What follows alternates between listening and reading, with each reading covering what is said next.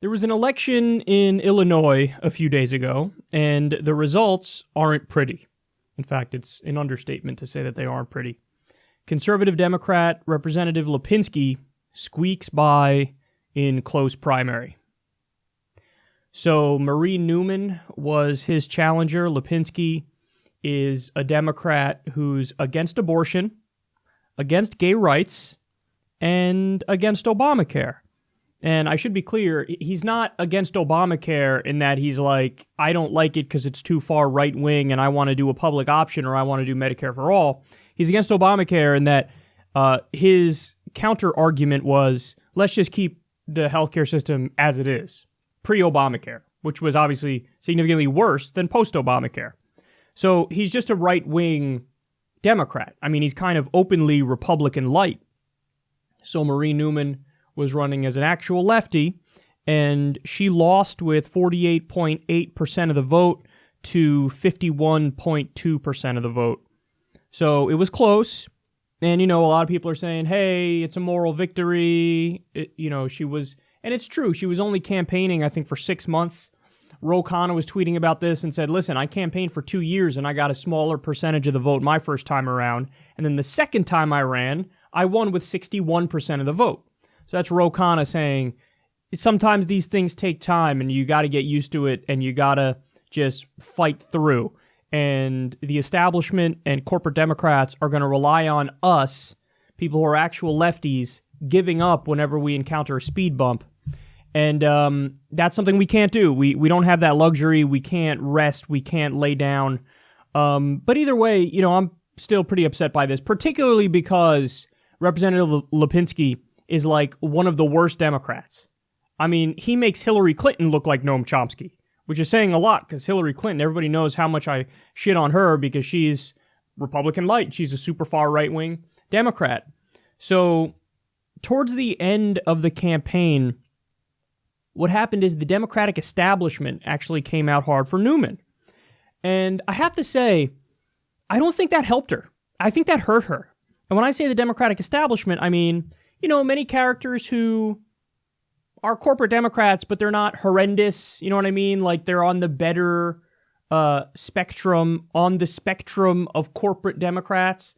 So somebody like Kirsten Gillibrand, for example, is a corporate Democrat, but she's somewhat intelligent politically, and she's like, okay, no, I'm for Medicare for all. Oh, no, I didn't vote for any of Donald Trump's cabinet appointments, and other Democrats are all voting for at least one or two of them, and I stopped taking corporate PAC money. So she has a decent, political intuition. Well, people like that came out strong for Marie Newman, and it was also pro-choice groups and pro-gay groups. They came out strong for her.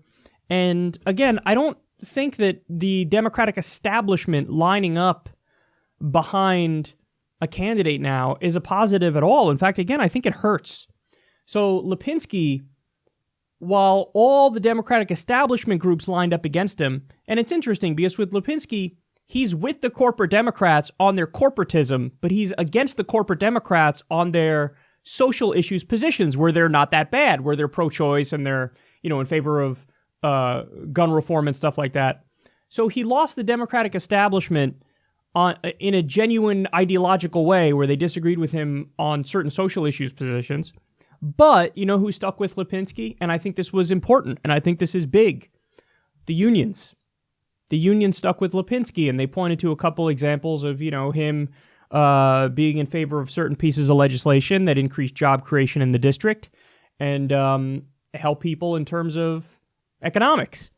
So, and this kind of gets back, even though Lipinski won, and even though that's a horrendous thing, there actually is a lesson to take away from this, and it's kind of the lesson that I've been screaming about for a really long time, which is if you're a Democrat and you want to win, there's an easy way to do it in any district. Doesn't matter if it's a super far left-wing district or a super far right-wing district. The answer is economic populism. Now, again, that's not the perfect explanation of this because Marie Newman was certainly more economically populist than Dan Lipinski. But, you don't put front and center in your campaign social issues. especially not in purple districts or red districts. In those districts, you have to run on the economic populism because economic populism cuts across party lines, cuts across ideologies. I mean, so there's a reason why. Think about it. In West Virginia, we just had a teacher strike, and the teachers won. West Virginia is a deep red state, but this was a union-like move. This was, okay, we're going to fight for workers' rights here to try to get a 5% pay raise, which is the bare minimum that people could ask for. And we're fighting to try to improve the lives of regular people. That's a message that works everywhere. So that means you need to unapologetically run on Medicare for all, free college, and a living wage, and unionization. Those things work. And what happened is, when the onus of your campaign is more rah, I'm to the left of him on social issues, that's good, and I agree more with you than I agree with him, okay? Because I'm pro-choice, and I'm pro-gay rights and all that stuff. But if you want to win the election, you put the onus on the economic populism. And the fact that the union stuck with Lipinski, I think, was a big part of this. And I think it was maybe the major reason why Lipinski ended up getting reelected. But again, credit to Marie Newman because she did only campaign for 6 months and she did almost win just based off of that. But I don't think the major Democratic establishment groups helped her. I think they hurt her because she went from looking like, the underdog candidate to, wait, now you have the Democratic Party machine, this behemoth behind you. And let's face it, the Democratic Party machine is not popular. So you went from looking like almost the counterculture outsider to looking like almost the insider. And then the fact that he hung on to the unions and their support, I think that hurt. So there was another disastrous result in the election, which was a billionaire won the race for governor, or won the primary race, I should say, for governor. The left-winger was a guy named Daniel Biss. He lost. And the guy, listen to the guy's name who won. I mean, he just sounds like a pompous, stuck-up, uber-rich douchebag. J.B. Pritzker is his name. And J.B. Pritzker spent $70 million of his own money to get elected. And this is just out and out a clear example, and it wasn't close, by the way, but this is a clear example of, the person who has more money has a built-in gigantic advantage. And we're trying to work around that fact, and I think it's possible to override that. But facts are facts, and even though this was a governor race, I happen to know the number for congressional races, and in congressional races, it's, I think, 93% of the time the person that raises the most money ends up winning. So that's and that's why I say the Justice Democrats, for example, they have a built-in disadvantage because it's an institutional disadvantage, and it's hard to overcome that. I think if anybody can overcome that, it's the Justice Democrats who can overcome that, but it ain't easy.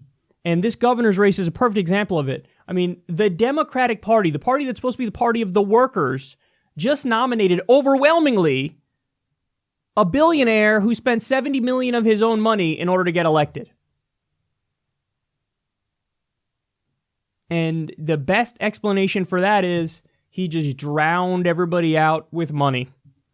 And we need campaign finance reform, man. We need it on the state level. We need it on the federal level.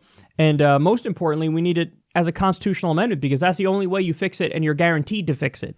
If you do it by the law, it's almost like some of the laws that would be passed on this front are null and void up front because the Supreme Court says you have a right to spend money in politics. And it's basically like free speech, which is bullshit. I don't buy that argument for a second. It's simply not true, and it wasn't at all what was intended, and it's just a misreading of the Constitution. But if we get a constitutional amendment to get money out of politics and we have clean public financing of elections, well, then you actually have a battle of competing ideologies and philosophies, and it's not a matter of who has more money and therefore who can run more smear ads against their opponents and get their name out there more and then win. So it was not a good election. But this should serve as, a teachable moment. Is that how the saying goes? It's not a saying. Teaching moment, teachable moment, whatever. I think you all know what I'm trying to say. We could take a lesson from this. There you go. Keep it simple. And the lesson is you can't ever assume that, oh, it's just going to go the right way and we can sit back and watch it happen and be happy. And no, you have to fight. You have to fight. You have to put the work in. You have to build the organizations at the grassroots level. You have to contribute time and money and effort and all that.